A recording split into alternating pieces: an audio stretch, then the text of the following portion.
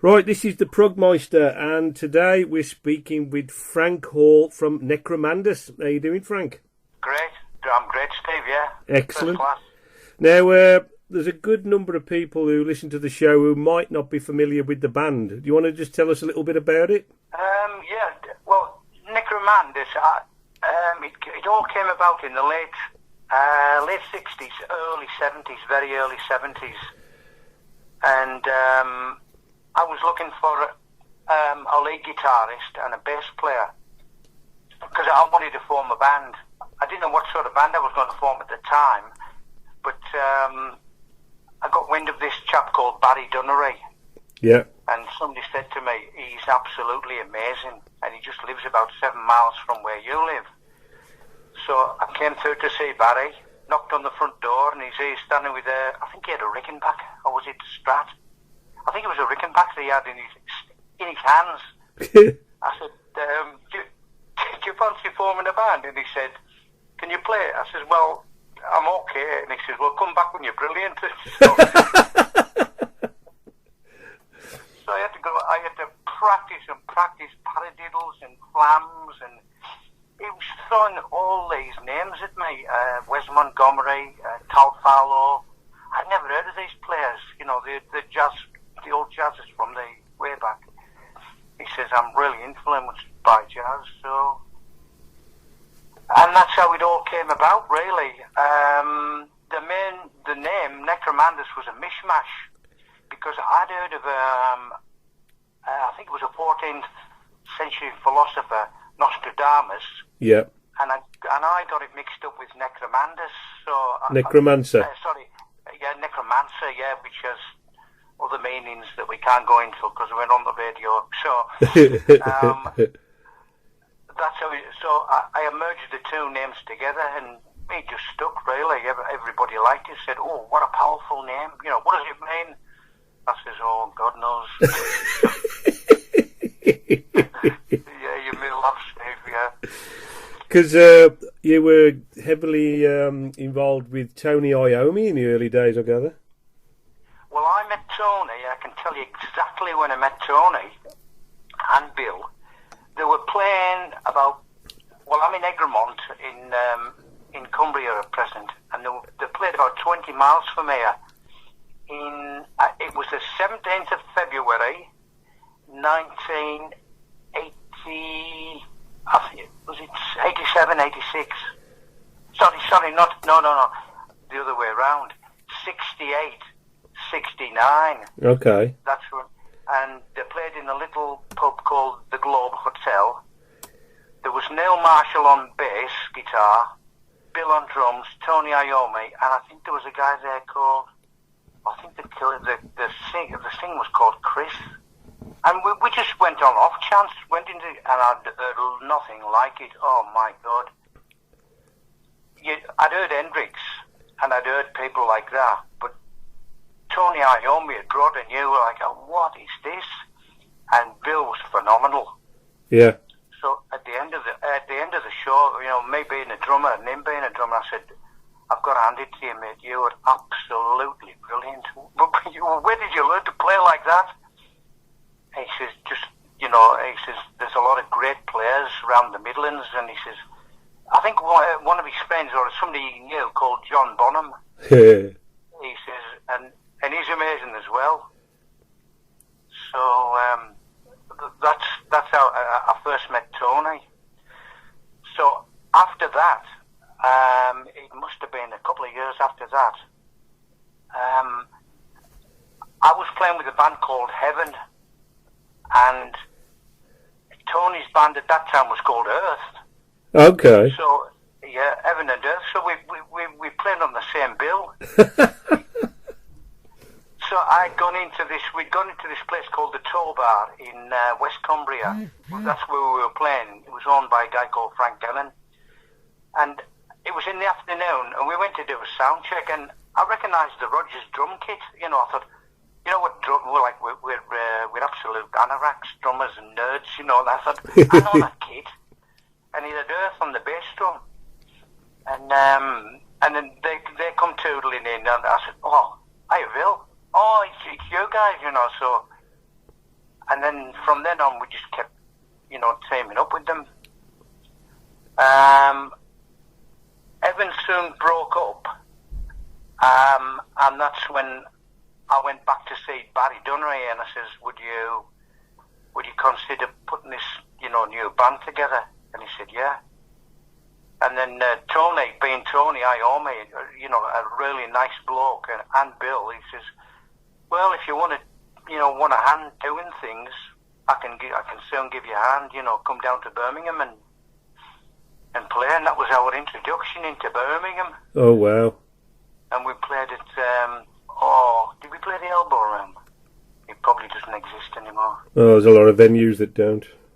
Oh, lots of good venues around there. It was, the music scene around Birmingham, early 70s was, absolutely bang on. Absolutely. Wonderful. Yeah. Because I gather you inherited John Bonham's kit at some point, didn't you?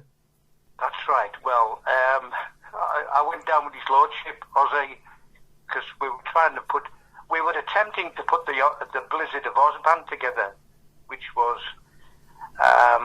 Barry Dunray, myself, Dennis McCartan from Necromandus, and Ozzy.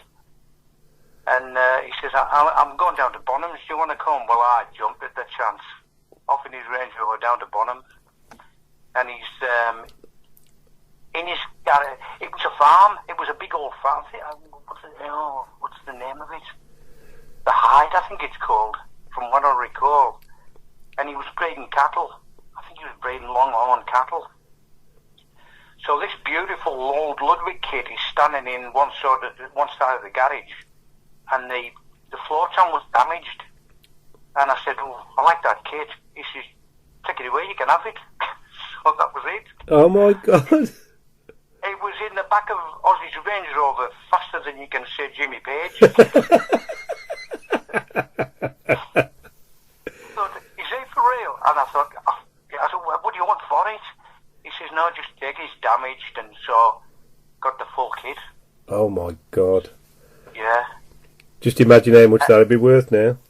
Well, I'll tell you where that kit ended up, and Pete Salisbury's got it from the Verve.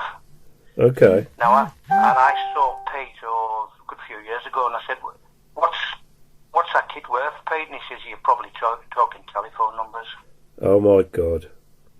And I sold it for 40 quid. No! I did. Oh, Jesus. Oh my... I'm a drummer, you don't have time, so I had to let something go. Oh dear. Drummers are at the back of the class, aren't they? If you're a lead guitarist and you play like, Joe Satriani, you're a winner, but I was just a drummer. Oh, wow. Yeah. And then obviously, and I gather you were approached by Phil Collins at one point to join Genesis, is that right? It was it was during the time of, we were putting the Blizzard of Oz together.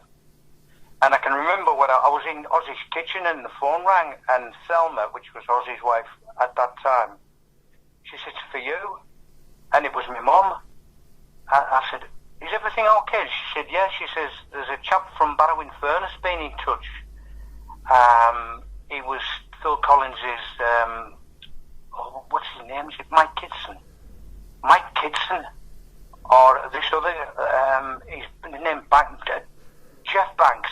They were both, one was a personal to Phil and one was his drum tech. And he said they're looking for a drummer because Phil wants to go out front and sing. Yeah. And I thought, oh my God, like everything comes at once. So I approached Barry. Barry said, well, go for it. And I said, oh no, I can't. We're doing this now, and I'll let you guys down. So that's how the Phil Collins thing. And then I soon learned later on that he got a great drummer from America, a guy called Chester Thompson. Chester Thompson, yeah. Yeah, so missed out big time there. There's a couple of things, I bet when you look back, I bet you think, oh my God, I wish I'd done this and I wish I'd done that. Man. There you go, Steve. Oh, so many opportunities. I was also approached by some of your neighbours, Climax Chicago Blues Band. Oh, yeah. Derek Holt was looking for a drummer. I don't know whether Derek's still with us or he's still playing, but he comes from Stafford, and he was with Climax Chicago, and he said, you know, what are you doing? And I said, well, I'm with this band Necromandus, and we're trying to make a go of the band. So that was another offer I had to let go. Oh wow! And let's come back to the band itself, Frank. 44-year hiatus. That's got to be a world record. I know, but I've always wanted to do it, Steve. You know, I felt it was unfinished, and I'm still here, and God bless them. The rest of the lads have gone. You know, they've passed. Yeah. And I said, you know, just for them, you know, to keep the name alive, because as we've just been, reminiscing, I missed so many opportunities and so many chances, and even in London I'd missed chances, you know, and I thought, right, I'm gonna look for a lead guitarist, because I have to have a really good red hot guitarist. Yeah. And I'd learned about this. I'd heard about this young player from Maryport, and he's called Dean Newton. So I went along as I normally do, knocking on people's front doors. Do you want to be in a band? I've done it all my life, Steve.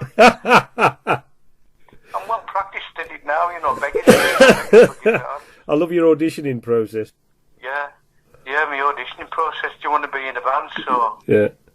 I went in Dean's, and he got this. He got his guitar out, and he started to play. And I thought, oh my God, yes, you've passed the audition. And I told him, I said, what I intend to do is put Necromandus or a form of Necromandus together.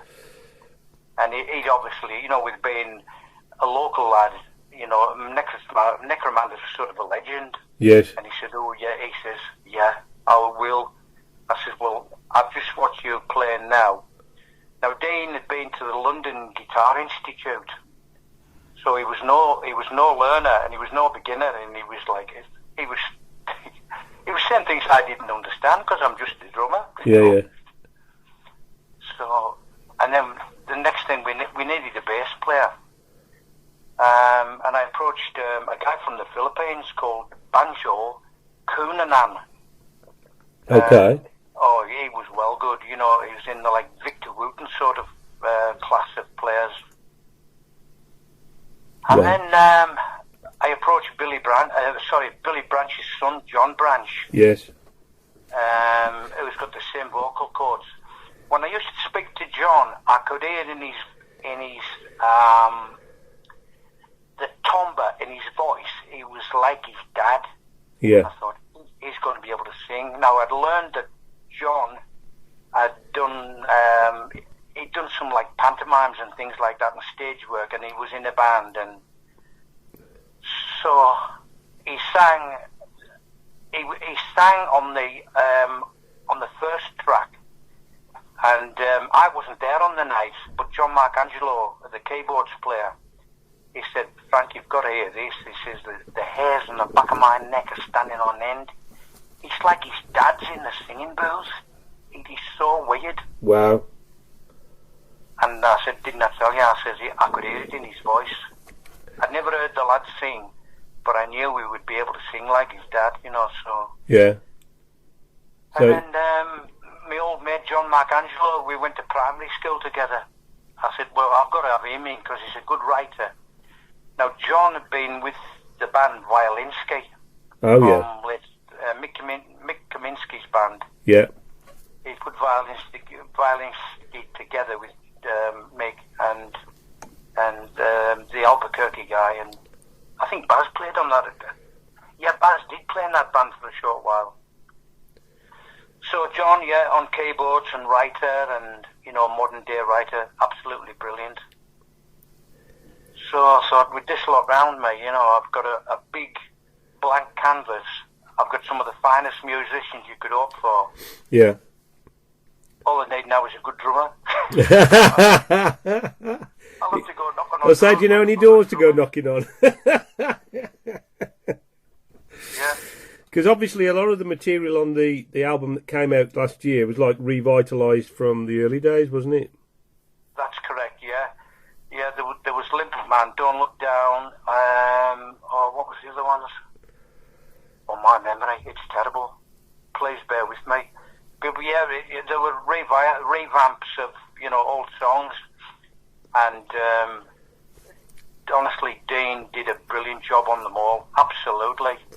And he says, I'm trying to capture that vintage sound like Baz would do it. And I thought, that's exactly what I wanted. Yes. In fact, Dean plays on, he plays with, he's got these, I think he's borrowing Baz's own SG that he played. You'll see it on the Violinski clips from Top of the Pops, 1979, and it's the red SG, and he's got the sound, he's got everything, and he's even got the chops. And I said, Dean, that just sounds like Barry.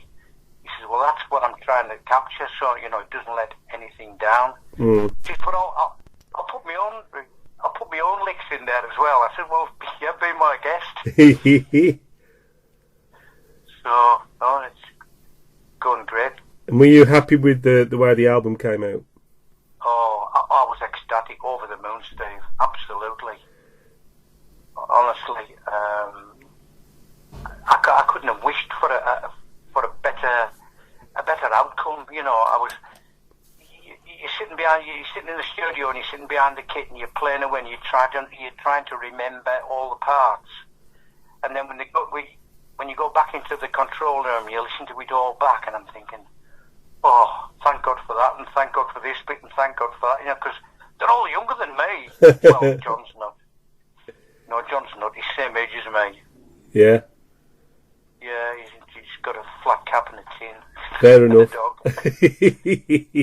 Do you feel that the new lineup of the band have really done the original lineup justice? Yeah, I think, and with having John Branch as singer, it gave it a spiritual thing, having John there and his voice, and it was like, sometimes it's like talking to his dad, it was magical, if anything, and Dean being an absolute purist, and as I said, he played Baz's, he put Baz's licks in there, and Baz would do this, Baz would do that, and halfway through recordings, Dean would say, I know what he was trying, because Barry was a very jazzy guitarist. Yeah. And as I say, he hit me with all these names back in the day, Wes Montgomery, Tal Fallow, Joe, John McLaughlin. He was very influenced by John McLaughlin, wasn't he? He was influenced by John McLaughlin, yeah. Yeah, the Mahavishnu, the jazz fusion thing, it all came from America. Yeah. Yep. So with the new band in tow and the album resurrected, what are your plans for the future, Frank? I would like to play the Midlands again. Hey! Yeah, I would love to get a gig in the Midlands. I would. I don't know what there is around the Midlands, Steve. I've heard of. Is Robin 2 near you? Is that Robin 2? Yeah, that's not far from us. Yeah, that's a good venue. Yeah, we could. If we could get a Robin 2 one, that would be a starter. That would be great. Yeah. If anybody's listening from Robin 2, we won't let you down. Because I must be honest, I've had a listen to the album. You mean the new album or the old Yeah, album? the new album. Yeah. The new album. John's voice very similar to Ozzy Osbourne. Yeah. Somebody once said that. Somebody said you could go out as an Ozzy tribute act. I said, well, I'll have to think about that one. Yeah, but we tried to, make it as fresh as possible. Yeah. And it was Barry who taught me all about time changes. Playing in different times. 5s and 7s, 9s, and I didn't know. I just used to watch. I was dumbfounded at watching Keith Moon play, and he played straight 4s. Yeah. And it was Barry who said, to make it more interesting, he says, these guys from America, like the Mahavishnu, and people like that, they're all playing in different time signatures, Yeah. And he sat me down one time, and he says, right, I'm going to put a piece of music on, and you've got to tell me where the one is. And I said, what is he playing, Barrett? He says, tell me where the one is. Where would you start again? And I hadn't a clue, Steve. He had to teach me all that. Wow. So, and then you find you have an interest in, young fellas coming up now, like Guthrie Govan. He's a wonderful guitarist. Yes. I don't know whether you've heard of Guthrie Govan. I have, yeah. Plays in the Aristocrats. Yeah, absolutely, yeah. With the German guy on drums, that if I say him, I'll break his hands. No, I'm just joking. But these guys, these drummers that are coming up now, they're absolutely phenomenal. Yeah. All these young guys, yeah, absolutely. They just blow you away. How are you doing that? How's he doing that? So do you see the band moving on to another album? I would like to think so. Yeah. We'll be. We'll have to negotiate, having some negotiations, and it's. We will. We just all have to get together because everybody's playing different bands. You've got John Branch, he's in the band. Dean's got his little things going, and John Mark, and we've got a new bass player, Paul Spedding. He's another incredible bass player. He's from Scotland. Yeah. So we're all itching to go, Steve. We're all itching to put something else together. Excellent. And will the next album be in a sort of similar vein, or do you think it's, I can appreciate that the first album, the one that came out last year, was sort of almost a homage to the original lineup. Do you see the next album moving on, progressing to, greater sounds? I hope so, Steve, because we've all got, we did the first album on a wing and a prayer, it was just like, oh, will it go good, But all these influences are coming in from Paul Spedding, who's got great ideas. You've got Dean, Dean's a teacher, and he's writing all the time. So yeah, I think it could go musically. I want it to go from strength to strength. Yeah. Which they look at me and I've got to, practice at 9,000 miles an hour. I'm no youngster anymore. In fact, I've got my sticks in front of me now, ready to go. What, your walking sticks or your drumsticks? Both. Yeah, my walking stick and my drumsticks, yeah. Oh, wow. Yeah. Because obviously having a keyboard player on board will add extra depth to the sound.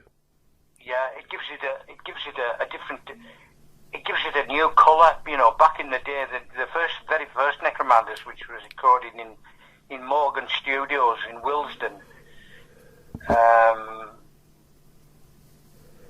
we just had the first Moog synthesizer had just come out. I remember it. And we were allowed to play. We felt very humbled that we were allowed to play the studio synthesizer. In fact, that's where I met Rick Wakeman in there. In fact, I met John Anderson and Yes. Oh, wow. Well, they were recording on one side of the road and we were on the other. Okay. And at night time, we were on the power shift. We went in at 9 and come out at 3 in the morning, when there was nobody about. Keep the cost down. But one night I'd gone in and Rick Wakeman was in there mixing Six Wives of Henry VIII. Oh, yeah.